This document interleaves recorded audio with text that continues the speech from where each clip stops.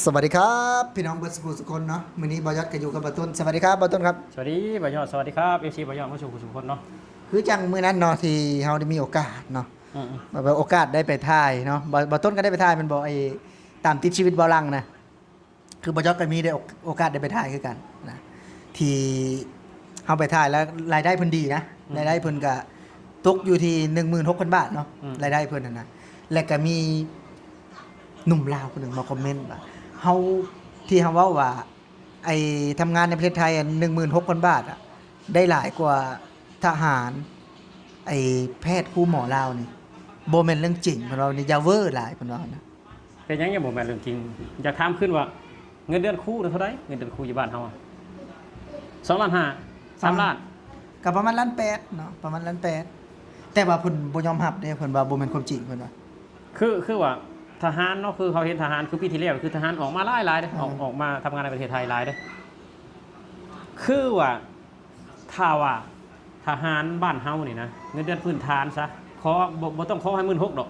เอาสัก 8,000 ซะ 8,000 บาท 8,000 บาทนี่บ่ต้นเชื่อเลยว่าบ่มีทหารออกบ่มีทหารออก คือทุกคนก็ต้อง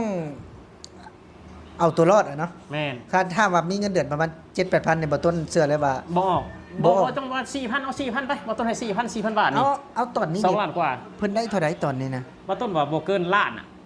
ข้างพนักหนี้แล้ว7%อ่ะ อ๋อ เอ้า ทหารขั้นต้นนี่นะ แบบ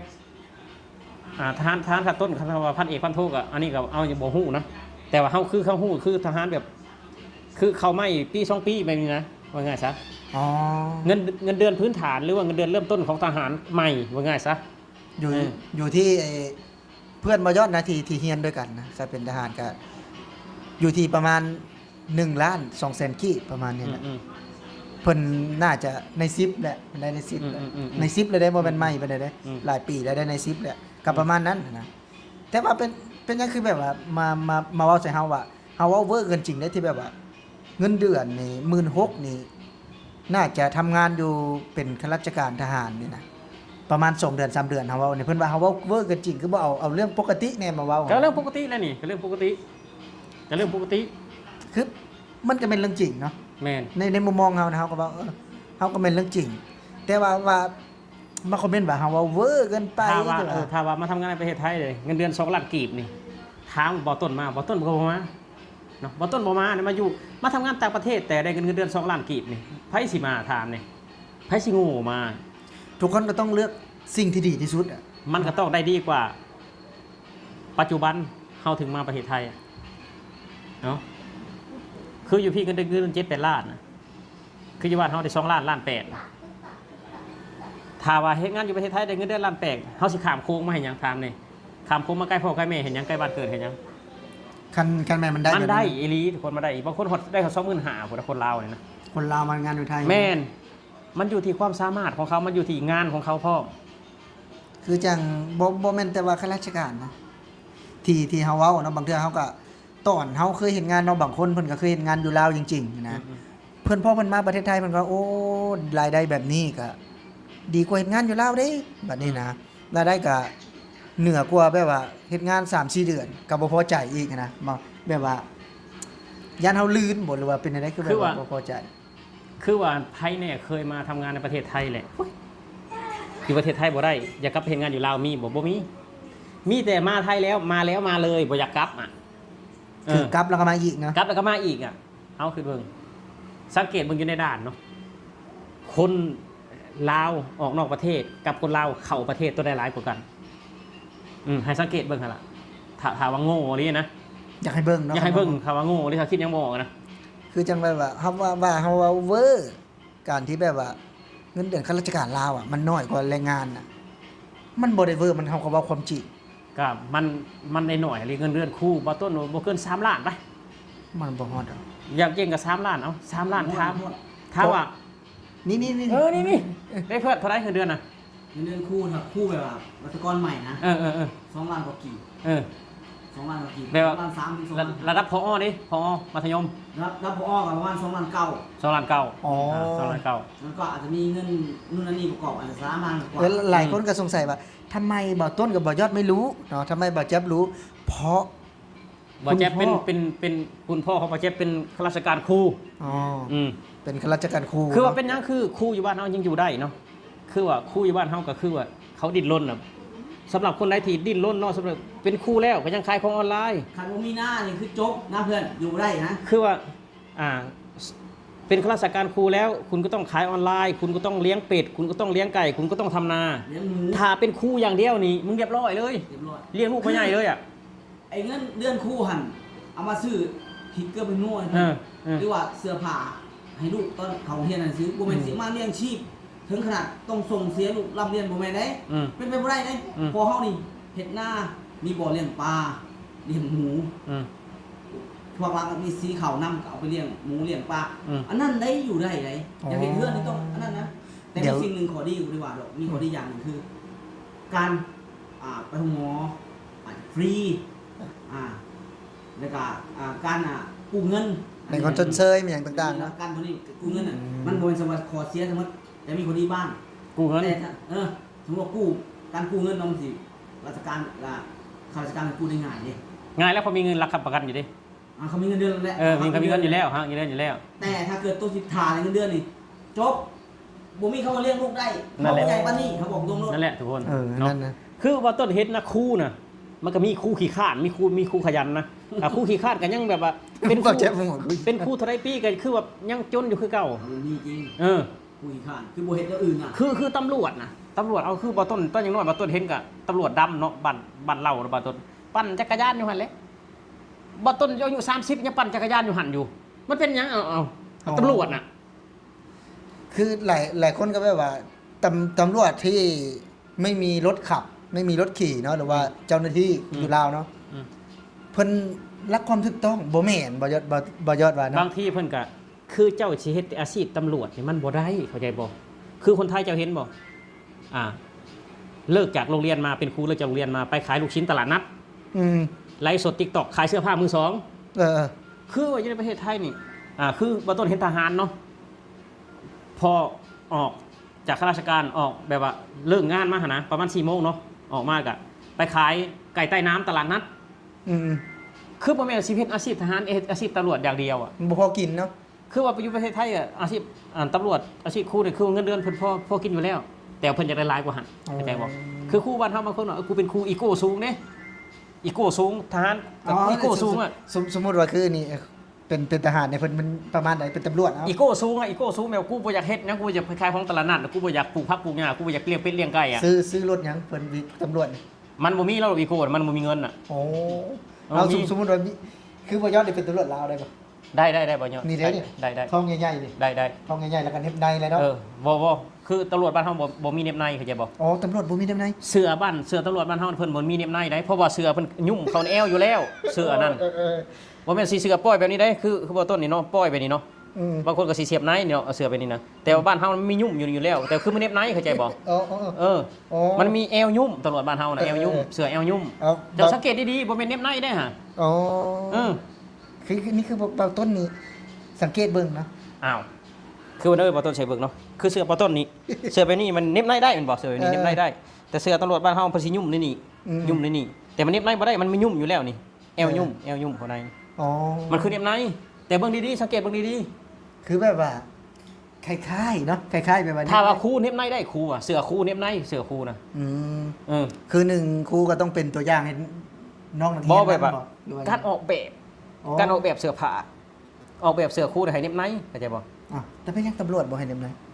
เสื้อมันแอวยุ่มสิเน็บในได้จังไดเอาถาม บ่เป็นยังคือบ่เฮ็ดให้ บ่ฮู้ว่าเป็นหยังคือเพิ่นบ่ออกแบบมาให้เน็บให้เสียบในว่าง่ายซะ อืม เพิ่นบ่ออกมาแบบว่า หรือว่ามันยากบ่เวลาไล่ บ่ ผู้ เกี่ ร้าย ยว หรือว่า บ่เกี่ยว เอาจนว่าเวลาไล่ผู้ร้ายแล้วมันยากเด้เอาอันนี้เคยในหัวมันยุ่มไล่อันเลยสมมุติว่าเอาคือในมุมมองบ่ต้นนี่เอาสมมุติว่าตำรวจลาวหน่อยหนึงเนาะเราได้บ่ ได้ เอาสมมุติว่าโทกจนสุดนะเห็นว่าสิไล่ผู้ไล่ทันบ่สมมุติว่า มันก็บ่ทันแหละต้องอาศัยรถขับมอไซค์ไล่ โอ้ต้องขับมอเตอร์ไซค์ไล่ แม่น เอาบ่แคบๆได้แต่มันไปบ่ได้ได้แต่ แค่ก็ปล่อยโจรไปเท่านั้นแหละ เอาแล้วบ่ต้น เห็นบ่คือเฮาเห็นแบบหมอนั่นน่ะตีตำรวจลาวให้นะแต่หมวกตำรวจรุดมันเด้ บ่ตำรวจรุดนี่ โอ้ เห็ ย นนะ ยกงานบุญบังไฟมันนะ บุรุษไฟวังเวียงอันนี้เห็นนะ เห็นเออ นั่นแหละหุ่นตำรวจบ้านเฮาสิเป็นแบบนั้น คือแบบว่าหมดมันเมามันจักมันเมาอย่างมาเนาะ มันนั่นแหละ ไอ้ที่เขาเห็นเนี่ยนะ อาจจะบ่พอใจมั้ง เอาที่บ่พอใจที่ตำรวจจะไปจับเพิ่นเนาะ แม่นๆ เพิ่นก็เลยสอยตำรวจซะ ๆแม่นๆ ถ้าคนเดียวสู้บ่ไหวนะ ๆบ่ไหวบ่สู้บ่ได้ มันแบบว่า มันเป็นอะไร บ่ต้นอยากเมื่อบ้านบ่ต้นจะเฮ็ดคลิปสัมภาษณ์ตำรวจนะเพราะว่าบ้านบ่ต้นมีตำรวจคนหนึงนะ อ๋อเพื่อนบ่เพื่อนบ่ต้นบ่ รุ่นอ้าย อ๋อเป็นสัมภาษณ์ไปได้บ่น่ะ สัมภาษณ์เป็นจังได๋ให้ตำรวจนี่แบบว่า เป็นหยังอย่าเปิดเพลงทุกมื้อที่อยู่ในบ้านนะเป็นตำรวจนะ ตำรวจยังไงน่ะ ตำรวจนี่แหละตำรวจ เอาตำรวจก็สิไปก่อกวนชาวบ้านซะ ก็บ่ฮู้แหละก็บ่ฮู้อย่าบ่ต้นจะสัมภาษณ์เบิ่งแบบว่าบ่ต้นครับบ่ต้นว่าเฮือนไผเฮือนตำรวจได้ว่ะเอ้า โอ้ เป็นหยังคือเปิดเพลงเสียงดังขับบ้านขับเมืองแบบนี้ แสดงว่าบ่ มัน ต้น ผิดจรรยาบรรณมันผิดซ้อนสำนึกเด้ บ่นะครับบ่ต้นยันตำรวจเมื่อเนาะ ก็บ่ได้ยากแล้วว่าต้นจะไปถามเพิ่นก็ฮู้จักเพิ่นอยู่ดอกตะกี้อ่ะ อ๋อคือ ก็ต้นเพิ่นยังบ่ได้เป็นตำรวจเพิ่นฮู้จักบ่ต้น เป็นแล้วเด้ บ่เห็นบ่ต้นอยู่ทางบ่ห้องถาม โอ้ อือ บ่และขี้ข้าเนาะ บ่ ก็ เห็น สิไป บ่ต้นเมื่อวันนี้ห้องถามบ่ต้นได้ บ่ต้น หึ ขี้ข้าเนาะก็สิไปห้องถามนี่ บ่ได้ตะกี้น่ะต้นอยู่บ้านเนาะเพิ่นก็ฮู้จักว่าต้นอยู่ตอนเพิ่นแบบว่า เป็นคนธรรมดานะ อ๋อ เพิ่นก็ฮู้จักว่าต้นแบบว่าบ่ต้นเป็นเพื่อนกับน้องเพิ่น อืม วันนี้พอเพิ่นเขาเป็นตำรวจแล้วก็เพิ่นฮู้จักว่าต้นได้บาด โอ้ ตอนแบบว่าครอบครัวยังอยู่ดีกินดีนะ อืม คือตอนนี้แหละแบบเป็นตำรวจอีโก้สูงบาดนี้ ไปมีเมียน้อยแล้วเมียป้าบาดเมียมาไทยบาดนี้ โอ้เมียมาไทย โอ้ เมียมาไทยแล้วก็ ไม่อยากเอาเรื่องราวเขามาเล่านี่มาต้นเพิ่นสิบ่ให้เพิ่นเห็นนี่ ก็เล่าความจริง อ๋อนี่คลิปนี้บ่ยอดติดตั้งหัวข้อเลยว่า ตำรวจลาว คือว่าตำรวจรุ่นอ้ายนะอยู่ในบ้านบ่ต้นนะบ่ได้ว่าตำรวจทั่วไปนะ อืม อันนี้คือว่าแบบว่าตอนเพิ่นบ่ได้เป็นตำรวจน่ะฮู้จักกับบ่ต้นอยู่ อืม พอได้เพิ่นไปเป็นตำรวจแล้วก็เห็นบ่ต้นแล้วก็ไผสู้นะครับว่าถามเขาไผสู้บ่ฮู้จักเฮาทั้งที่เฮาน่ะ ไปนอนอยู่เฮือน ไปนอนอยู่เพื่อนเพิ่นไปหาน้องชายเพิ่นตึกหาไปหาปู่หาป้ามาสู่กันกินอยู่บ่ฮู้จักบ่ต้นบาดแล้ววะพอดีบัดนี้เมียป้าบาดนี่เมียป้านี่ยังเสียเสียงเปิดเพลงเสียงดังขับบ้านนะตำรวจลาวพี่น้องตำรวจลาวเนาะ อืม อีโก้สูงโดนเมียทิ้ง อืม คือเพิ่นน่ะเพิ่นมีเมียน้อยก่อน คือเมียก็เมียทำงานในไทยเนี่ยเมียก็ อ๋อเมียน่ะ ตอนเนี้ย สาวลาวทิ้งตำรวจลาวว่าจิ อืม สาวลาวทิ้งตำรวจลาวหาเงินบาทไทยเนาะนี่คือแล้วนี่สมมุติว่า อืม คือแบบว่า เป็นตาอายเนาะ คือว่าขับมาเช่ามาก็เปิดเพลงเสียงดังหั่นนะเข้าใจบ่ อืม คือรบกวนคนอื่นน่ะคืออยู่ในหมู่บ้านก็สิมีผู้เฒ่าผู้แก่คนป่วยเนาะเจ้าก็ต้องคิดเจ้าเป็นตำรวจเจ้าต้องแบบว่าให้เกียรติคนอื่นน่ะเจ้าเป็นคนสาธารณะน่ะ อืม เจ้าสิเปิดเพลงเสียงดังไว้นี่สมมุติพ่อเจ้าตายเด้พ่อเจ้าป่วยเด้เมียเจ้าน้องเจ้าป่วยเด้คนอื่นเปิดเจ้าบอกอันนั้นบ่เปิดขับโอ้ยบ่ทน มี ว่า อำนาจ ใส่อำนาจในทางที่ผิดบ่แล้วว่ามันเป็น มันเสียเส้นไม่อำนาจแล้วมันเสียเส้นเพราะว่าต้นสมัยนี้น่ะเสียเส้นน่ะ แบบว่าบ่เบิ่งเนาะบ่เบิ่งแบบว่าหลายคนอยู่ร่วมกันนะ โอ้ยคนเขาสิเป็นตำรวจเขาต้องคิดได้ว่าเขาเข้ามาดูแลความสงบของประชาชนน่ะ บ่แม่นจกสลักได้บ่ ใครรู้ว่าจกสลากบ้านเขาบ่ได้จกสลากนะแทงได้ ให้ได้บ่นี่ แบ่งพันแทงได้ แทงเอา โอ้ บ่ได้จกสลากได้บ้านเขาเห็นยังจกสลากเอาถามแนว อ๋อคือบ่ได้ตรวจบ่ได้สอบเนาะ บ่ฮู้แบบมีลูก2คนแหละปกติก็เป็นคนแบบว่า เป็นคนธรรมดาเนี่ยมีลูก2คนลูกตัวใหญ่เลยคนหนึงไปได้เขาเป็นตำรวจนะ อืม บ่ต้นก็บ่ฮู้ว่าเขาใช้อีหยัง แทง ย่านแทงบ่ต้น แทงด้วยหยัง แบ่งพัน แทงโดยแบ่งพันพี่น้อง อืม เนาะก่อนที่จะเข้าสถานที่ต่างๆเนาะ แม่ เอาเพราะนั้นซะถือว่าจะเข้าทำงานในลาวนี่ถือว่าใบฟันแทง อยากแทงหลาย อืม อยากแทง ก็ถือว่าเป็นเรื่องราวของตำรวจเนาะหลังจากที่เว้าเรื่องของเฮานี่ แม่นๆ ก็ไปใส่ใส่หมอตำรวจนี่ แม่คือบ่ต้นมันใส่นะบ่ต้นแบบว่าเห็นแล้วก็โอ้เป็นหยังเป็นตำรวจเป็นหยังคือเปิดเพลงเสียงดังขับบ้าน คือบ้านนอกเนาะทุกคน คือบ้านนอกคืออยู่ในภาคอีสานคือกันคือหมู่บ้านบ้านนอกหั้นนะแล้วเปิดเพลงเสียงดังขับหมู่บ้านหั้นนะคนเฮาแบบบ่แม่นเขาสิอยากฟังบ่แม่นเขาสิมีความสุขคือเจ้าตลอดแม่นบ่ล่ะนั่นคือเขาเครียดเขายังเขาสิอยากพังบ่อันแบบนี้ฮะ แม่น เขาต้องให้เกียรติซึ่งกันและกัน ถ้าบ่ต้นอยู่บ้านบ่รถเนาะอันนั้นนางกระติกบ่ต้นยิ่งไฟ ฟ้าเฮือนโลด คือกองหลอดนี่บ่แม่นบ่ต้นแนะ บ่แม่นบ่ต้นเนาะ อืม ไอ้ที่กองหลอดไฟไหม้เถียงกองหลอดแม่นแนะ บ่ บ่แม่นเนาะเอาสำหรับคลิปนี้พี่น้องก็ถือว่าเป็นเรื่องราวเนาะเรื่องราวหนึ่งที่มาคอมเมนต์เนาะเพิ่นบ่ยอมรับเนาะตำรวจลาวหรือว่าบ่ฮู้ผู้ใดละมาคอมเมนต์ว่าข้าราชการลาวนี่ได้เงินเดือนกว่าแรงงานลาวเยอะนะเงินเดือนสำหรับไอ้คนที่ใช้แรงงานขี้ข้าอะไรเนี่ย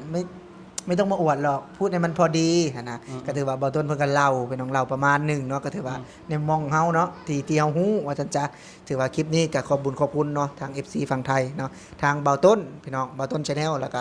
เบายอดแรงงานราว Channel เนาะสิขอลาพี่ลาน้องไปก่อนพี่น้องสวัสดีครับ 3 คลิปแล้วจะนอน4แล้วจะนอนเอาคุ้มมาดิได้